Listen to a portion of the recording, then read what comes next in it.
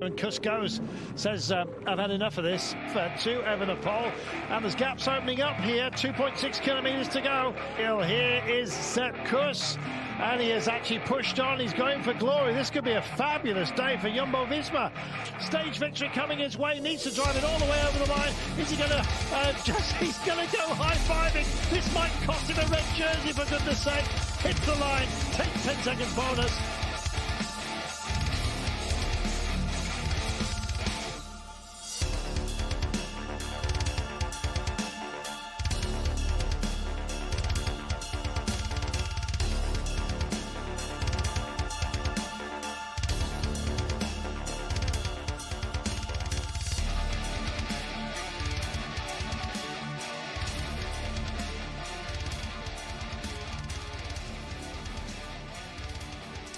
Welcome, everybody, to the Between Two Wheels podcast. This is Tyler Yonke. Hope everything's going fine. I'm trying all news production stuff, so we're still in the mix here. We're going to do a quick. It's going to be a very quick. I wanted to come out. It's a new intro, by the way. I wanted to come out and tell you real quick. So I'm flying out early in the morning to Portland. Anyway, coming back Monday morning. So I'll try to do a show maybe Monday, but I don't think I'm going to get one done over the weekend. Maybe my wife will let me do it from the hotel. Maybe she'll be in there, I guess. So with that in mind, we're going to miss a few times. I just thought I'd let you know that. However, share the show out there. We also have a fantasy league. It's in the description of the show. So join up. You have just a few more hours to be able to do that. And then we're over and done. You get to predict things like the race today. I have the American flag in the background. One, it just kind of would defaulted. But two, it's an American defending himself, Sepp Kuss at the Vuelta España, the 79th edition. We are going to go from start in Lisbon, and they start with a time trial. And we've talked about this a little bit. I'm going to just go over the route real quick. It's Lisbon, Portugal is where they're at, actually, and then they're coming to Spain. Pan flat, so I do not expect Sepp Kuss to be on the leaderboard for this tomorrow for 12 kilometers, but he shouldn't be way off, okay? So we'll look at who the time trialers are. So we start with the time trial, stage 1, then we go up to the next one. It's a little lumpy, stage 2. This is probably should be a sprint day, we'll see who the sprinters are. Stage 3, it's 191 kilometers, got a Cat 2 of 4, but it should be once again a sprint day. Stage 4, we start, and that's up to Pico Villacross at 1544 meters. Stage 4, 170.5 kilometers, guys. A Cat 2 out of the gate, a Cat 1. Bonus point in the Cat 3 there, and then a Cat 1, 14.6 at 6.2. That's where we're going to see the big stuff start at that point. But, once again, who do you have for teams? We'll talk about those kind of things. Who is going to be out there? But this is the first big test, right? You can lose the tour here. You can start to solidify things. And, depending on if they let it, look what happened last year. We had a big break go up the road with Sepp Kuss. And when that happened, I want to make sure, hopefully, everything's working here. I don't know. Output. Let's. I hope we're good. That's all I'm saying. I didn't check all the settings here to begin with. So test. There we go. Okay. Possibly it's all good. Anyway, so we don't know what's going to happen with the teams controlling stuff. We let a break go up the road last year, which caused things to go into disarray. Stage 5, 177 kilometers, some lumps, but then downhill should be a sprint there as well. Stage 6, 185 kilometers, has a kick at the end about Cat 3, so that might have some implications. That's more of a Roglic style sprint. Pogacar more style at this point. Stage 7, 180.5 kilometers to Cordoba from Arcadona, and it's got a little Cat 2 in the middle there, and then finishes out. You might have some, GC stuff there, but I think for the first week, you have that one stage, you have that one time trial, and so we should be seeing, Sepp Kuss being, he's my man. All right, I'm pulling for him, but he's not got a good time trial. So it'll be interesting to see. Then we come in here and stage 8, 159 kilometers, so just under 100 miles, and it has a Cat 2 and then a Cat 3 at the finish. And it's a shorter stage, so you may see some excitement there.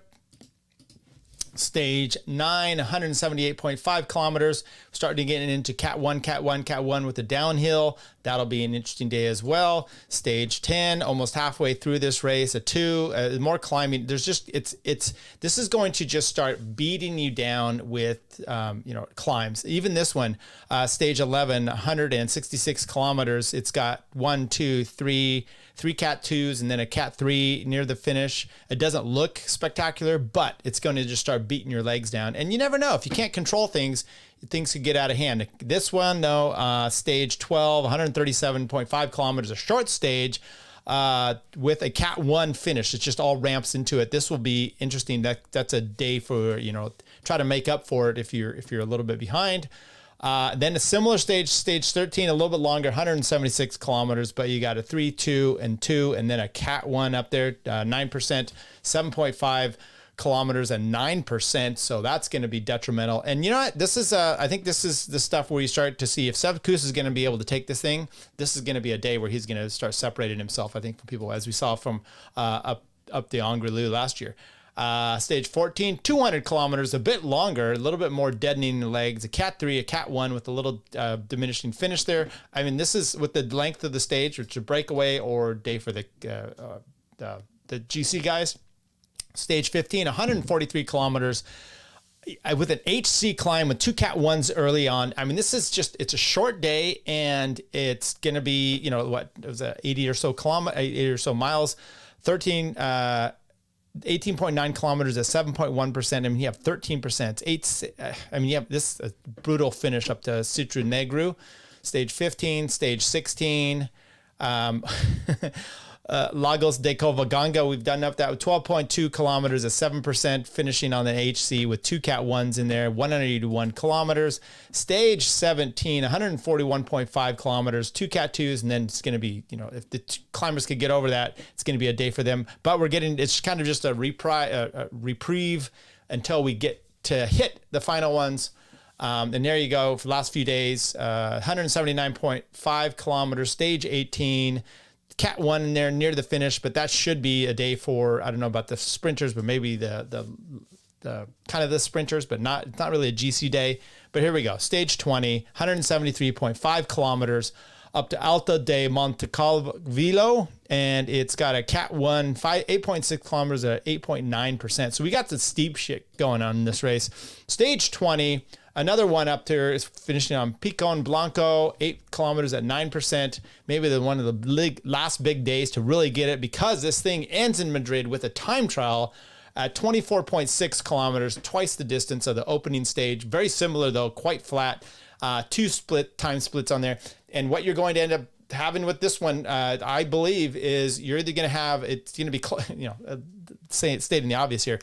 A rider like Sepp needs to have enough time where this is not an issue. And it might happen, right? But we're going to go through who the other riders are. But this could come down to being pretty exciting. 24.6, we've seen this before in the Giro. Nairo was leading, Tom Dumoulin. Dumoulin comes from behind, takes him over on the last day on the final time trial to win. We've seen this, Greg LeMond famously, obviously Primož Roglic last year in the Giro as well. So let's go to the start list and just kind of take a look at the teams, who they are. Like I said, I got to do a quick show here today, so we'll just kind of walk through this, and then when we start to get into the race a little bit more, we'll talk a little bit more about some of these things. Sepp Kuss comes in there, the defending champion, number 1 on his back, just coming off of the win at Vuelta Burgos. Sepp Kuss, Eduardo Affini, Robert Hessink, Stefan Kruijswijk, Gian Otterbrooks, Attila Valter, Wout van Aert, and Dylan van Baarle. I think this is a very solid team, okay? It's better than the team that went to the Giro, as an example. They actually have a much better leader. They have the defending champion, Sepp Kuss, the number 1 domestique over the spread of the last few years for this team. Obviously, he can climb better than anybody there. Gian Otterbrooks had a good race last year for Bora, but, top 10, I believe. So he did well. He was going good in the young riders jersey there, at least leading or near that competition, until he got COVID or got sick in the Giro this year. Just not quite where Sepp is, but it looks like to me from Burgos that he was definitely helping Sepp Kuss. You got Steven Kruijswijk, he can climb. Hessink can obviously climb as well. Wout does his stuff. Dylan van Baarle for the front, and Eduardo Affini. So I think it's a solid team.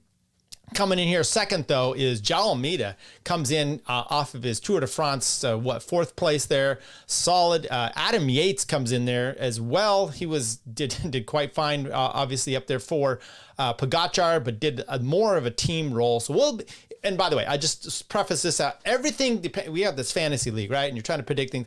Everything depends on what the motivation is for each rider, right? The Tour was the big deal for João and Adam. Are they really here to try to get something? Obviously, Sepp Kuss is here. He's going to be going full force. Primoz Roglic, I think, is here. He's going full force because he's missed out and he needs this. And plus, it's redemption, kind of like last year, right? To put the monkey off his back and to take this race. So, but how is João? Is he going to be doing that? Is Adam Yates? McNulty comes off of he didn't do the Tour, didn't do the Giro. And now he's here at the Vuelta, and he was very good at, strong for the Olympics. At least he did a lot of training for that. So they have a good team as well. Filippo Barcancini, Isaac de Toro, Pavel Sivakov, Jay Vine, Adam Yates, Brandon McNulty, and Mark Soler. So very quality team for them as well. Ineos, Arnsman, decent at the Giro, but we'll see. Remember, he gained all that weight, he said too. Lawrence de Plus, Jonathan Narvaez, had the pink jersey there for a bit. Brandon Rivera, Carlos Rodriguez. Okay, we'll see what he can do. He's penciled in here Oscar Rodriguez and Josh Tarling. So Rodriguez, kind of a disappointing Tour de France. We will see what happens with him in this race. Sedel Quick Step is Mikel Landa. So, I think he's a big threat. So who do you have so far that are big threats? João, Yates, McNulty. Not so much McNulty as in Yates. Maybe Isaac Del Toro, it's his time. You never know about these guys, but I think João Almeida is definitely one. I'm not looking so strong over here at Ineos. Carlos Rodriguez could possibly do it. We've seen him do well in the Tour before, but not this year. And then coming off the Tour, how do you know how he's going to be doing? I don't know. Landa, though, he is a problem. He's got help with James Knox, Matteo Cantaneo, Casper Asgreen, Junior Lesurf, Casper Pedersen, Mario van Savenet, and Louis Vervaca. So a decent team there, but not super stellar. Okay, over on Little Trek, Matteo Skilmos, he's definitely a threat. With Giulio Ciccone, Theo Gegenhardt, Grand Tour winner, even though it's COVID year for the Giro. Patrick and Theo's been kind of off. Patrick Conrad, Sam Uman, Matthias Vasic, Otto Vergride, and Carlos Verona. So a decent team for them. You're really going to have to see Skilmos coming into his own. And if he gets some help with Ciccone or Theo Gegenhardt, who knows? But I expect one of those guys to actually falter. And you're looking at a top 10 for one of those. Not particularly going to threat the podium. But if one of them was going to be up there, it would definitely be Skilmos. Okay, Decathlon, AG2R, La Mondiale. Ben O'Connor coming off of fourth place at the Giro. He's back for this. He's going to a different team next year, Jayco, I believe. So it's always interesting to see the motivations what you have here. You got Felix Gall that didn't have the greatest Tour de France that he had expected coming off of his top 10 the year before. He's also riding for them. Victor Lafay, he's been going fine. Parapente, Valentin, that is in this race. Bruno Amorai, Clement Bertad, Jeffrey Bouchard, and Sander Pestal. So I could see O'Connor threatening, but I actually see him, once again, top 10. Doesn't really have it, I think, mentally to do two big tours in the year and to come out on top. So I really look for maybe Felix Gall, but that's stage hunting team. I could see them trying to get some redemption for their lack of wins at the Tour de France this year. Red Bull, Bora, Primoz Roglic, obviously the big guy. He has to do something. Hasn't done anything yet this year. He's had some crashes. So he has to do something, and this is his chance. Did he crash before the race and pop out a tooth? That's what I kind of saw online today. Maybe that's true. Maybe it was a joke. I don't know. Primoz Roglic, Roger Adiri, Giovanni Aliati, Nico Dans, Patrick Gamper, Florian Lipowitz. Okay. And Danny Martinez and Vlasov. So Vlasov, Martinez, Lipowitz, good help for him in the climbing, but Roglic does need a stronger team, and I think he's got a little bit of a weakness there. Go to Alpecin, Caden Groves, the bunch of wins last year in the Vuelta. Maybe he's trying to come back and do the same, and they really have a team like that. It's a sprint team. Ballerstedt, Hermans, Holman, Moraes, Planker, Riesbach, and Vergaledo. So you got basically a team there that's going to be going. I think they're Caden Groves. He's going to try to do what he did last year. Israel Premier Tech. Little excited about this one, particularly because you got a few Americans in there that I think can start to show and to shine. You got Michael Woods. I think he's too long in the tooth, and he's no Chris Horner, so his days, I think, are numbered, but he's going to be out there looking for some stage hunting. George Bennett, kind of the same with him. Marco Frigo, Nadav Raisberg, and then you've got Matthew Riccatelli and Riley Sheehan, 2 Americans in there. Riley Sheehan, remember he won some crazy French race 2 years ago, kind of got his chance. Riccatello's been going really well. I thought maybe he was going to be in the Tour this year because he was riding well, I think, in the Tour de Suisse coming up into this.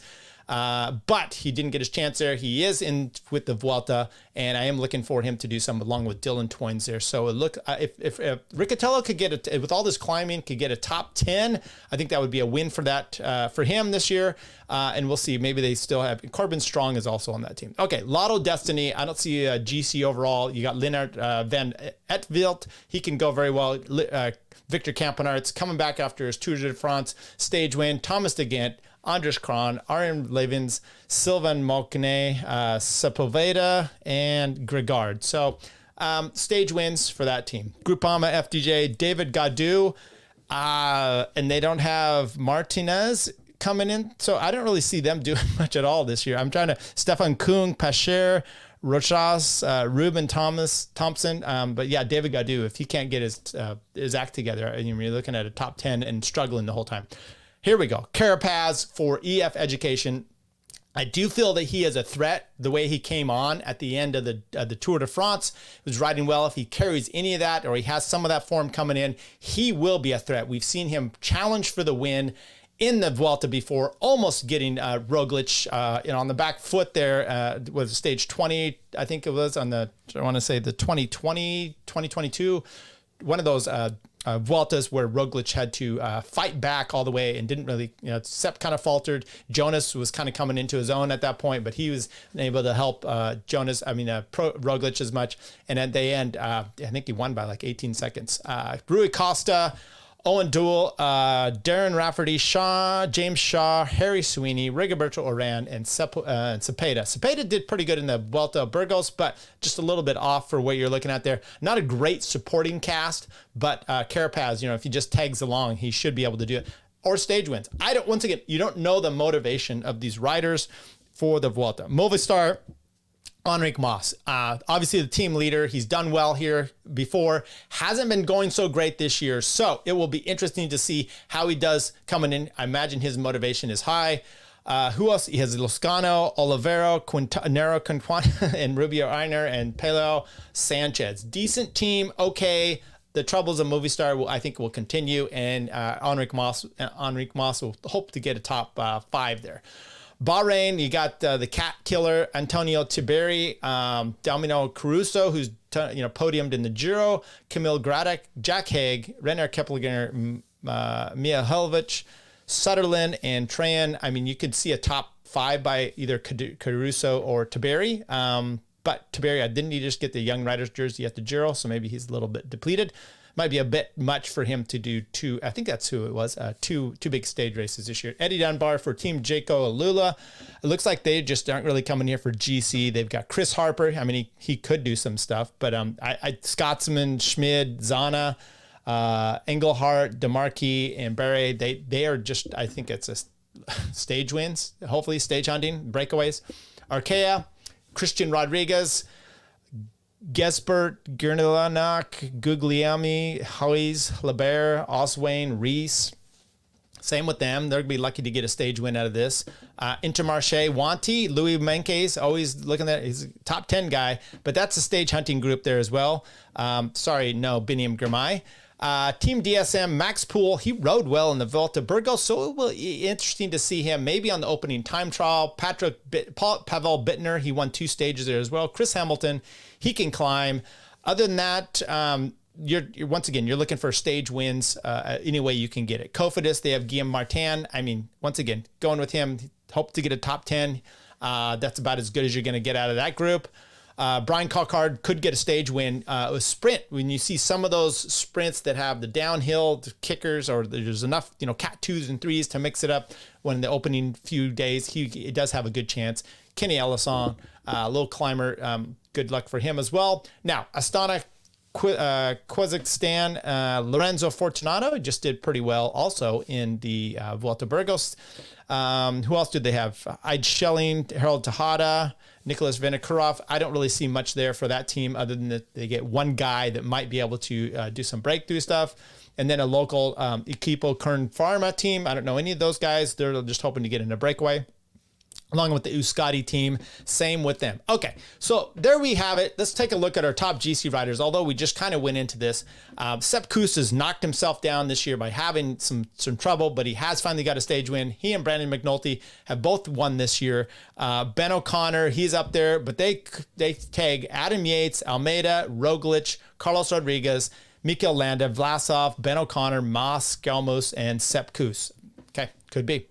Sprinters, Caden Groves, he cleaned up in this one last year. Caden Groves, Brian Coquard, Wout van Aert. Look, Wout van Aert is going to get some stage wins. I know he's there. He should be helping Sepp Kuss, but I think it's a great opportunity for him because the likelihood is going to be that he is going to be able to do some damage in the opening few weeks there, some time trials. Maybe he coming off the Tour the Olympics and the Tour actually pretty strong, and I think he's got a really good chance of getting some stage wins under those Brian Coquard type stages. So there you go. TT specialist Josh Tarling. There's a good chance he's going to win tomorrow along with Zhao. Brandon McNulty could take the lead tomorrow, and that would be an interesting feat. You don't see Sepp Kuss at all on that list, but you are going to see him probably on this best climbers list. They have him down a ways, but it will be an interesting thing there. Okay, so what are my predictions? It's hard for me to go anywhere other than my hopes,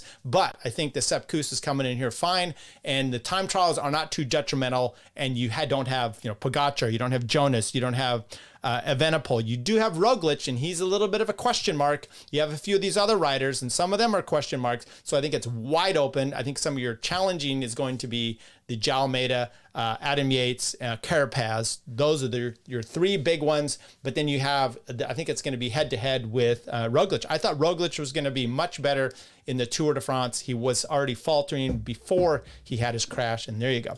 Okay, so those are kind of my predictions. There's the route. There's the stages. We went over them real quick because I've got a lot going on here today. But once again, we will try to tune in and have as many stage updates as we can. Perhaps I will do one for the next two if I get a chance in the hotel or whatnot. Until then, and I had that new open. Enjoy the outro. Right now, Primož Roglic decides to come up and start setting the pace here. I think he's thinking, well, if Vingegaard can have a go, so can I. At 2.8 kilometers to go, Roglic has actually changed the tempo here.